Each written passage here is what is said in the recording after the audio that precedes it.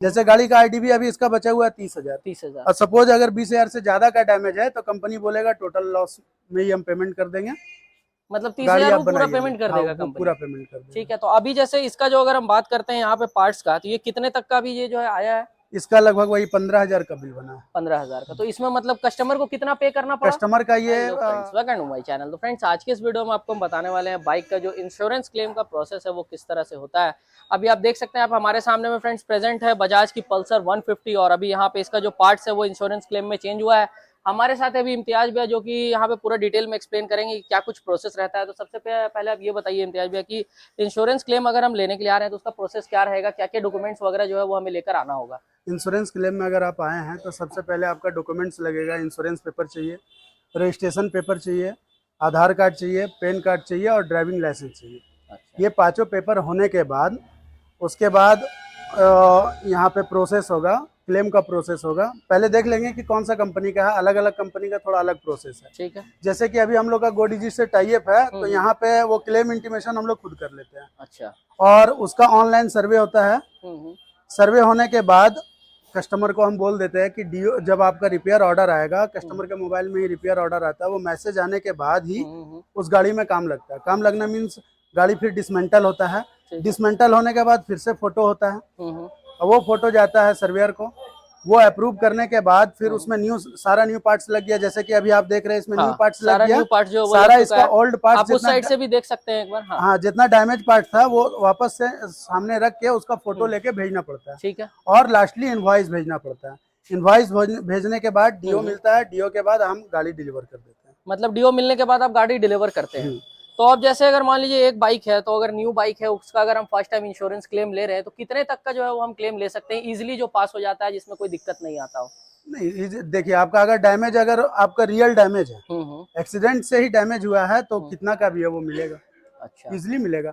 थोड़ा सा प्रोसेस हो जाता है, जैसे कि अगर 10,000 से ऊपर जाता है तो थोड़ा सा वो सारा डिटेल प्रॉपर मांगता है कि कैसे एक्सीडेंट हुआ, कहाँ पे हुआ। हो सकता है लोकेशन देखने के लिए भी मांगे। लोकेशन का फोटो भी मांग ले। जो लाइसेंस जो चला रहा था गाड़ी उसका भी फोटो मांग ले। सपोज अगर गाड़ी बहुत 50% डैमेज है तो हो सकता है आदमी भी डैमेज हो, उसके लिए वो उसका ही फोटो मांग सकता है। अच्छा, तो अगर हम लोग काफी टाइम पे ये भी देखते हैं कि बाइक जो वो कंप्लीट लॉस में चली जाती है, तो उस केस में क्या होता है? ऐसे कंप्लीट लॉस में तो बहुत कम ही बाइक जाती है। अगर कंप्लीट लॉस में जाती है, कंपनी अगर देखती है कि आईडीवी का 75% अगर गाड़ी डैमेज है, जैसे गाड़ी का आईडीवी अभी इसका बचा हुआ है 30,000। और सपोज अगर 20,000 से ज्यादा का डैमेज है तो कंपनी बोलेगा टोटल लॉस में ही हम पेमेंट कर देंगे। मतलब 30,000 वो पूरा पेमेंट कर देगा कंपनी, पूरा पेमेंट कर देगा। ठीक है। तो अभी जैसे इसका जो अगर हम बात करते हैं यहाँ पे पार्ट्स का, तो ये कितने तक का भी ये जो है आया है? इसका लगभग वही 15,000 का बिल बना है। 15,000 का। तो इसमें मतलब कस्टमर को कितना पे करना पड़ा? कस्टमर का ये मतलब एड ऑन पॉलिसी नहीं है। अच्छा। क्योंकि एड ऑन पॉलिसी 5 साल तक ही मिलती है। अच्छा। इसका पॉलिसी 5 साल से ज्यादा हो गया तो 50% का पॉलिसी है। अच्छा। तो इसको फाइबर आइटम में 50 मिलेगा और मेटल में लगभग 70 तक मिल जाएगा, क्योंकि गाड़ी पुराना हो चुका है।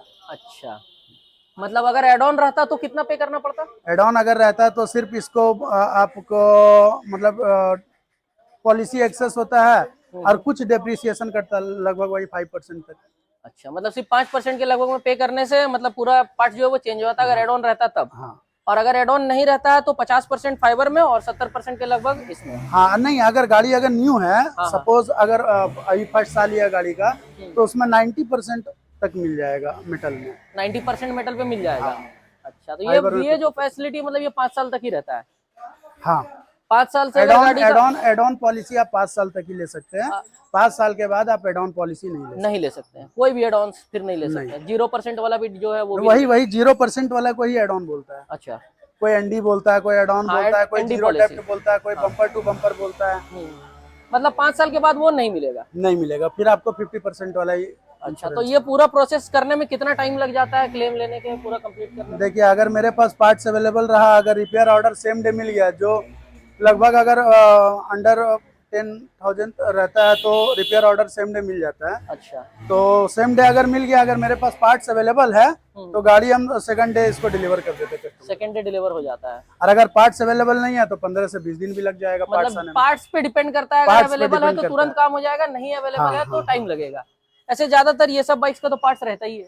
नॉर्मली 150 वगैरह ये सब का नॉर्मली तो मिल ही जाता क्योंकि है। 125 150 ये सब कुछ ज्यादा कुछ पार्ट्स है जो नहीं मिलता है, जैसे कि अभी जो न्यू कलर आ रहा है, कार्बन में आ रहा है, वो हाँ, हाँ, सबका सारा पार्ट्स अवेलेबल नहीं है। Fibre parts. हाँ, अच्छा, क्योंकि पेंटेड पार्ट्स बहुत ज्यादा अवेलेबल रखना भी मुश्किल है। हाँ, क्योंकि मॉडल्स और कलर काफी ज्यादा है। हाँ, तो फ्रेंड्स ये था यहाँ पे एक इंश्योरेंस क्लेम का पूरा प्रोसेस, और हम स्पेशल थैंक्स बोलना चाहेंगे इम्तियाज भाई का, जिन्होंने काफी यहाँ पे अपना जो है टाइम दिया है। काफी बिजी पर्सन है तो इनके पास उतना टाइम नहीं रहता, बट इन्होंने टाइम निकाल के आज अच्छे से एक्सप्लेन कर दिया। तो मैं होप करता हूँ आपकी सभी डाउट्स क्लियर हो गई हो। अगर फिर भी आपको कुछ पूछना है तो आप हमें कमेंट करके पूछ सकते हैं। मिलेंगे आपसे नेक्स्ट वीडियो में, तब तक के लिए I am Satyam Gupta signing off. Thank you friends.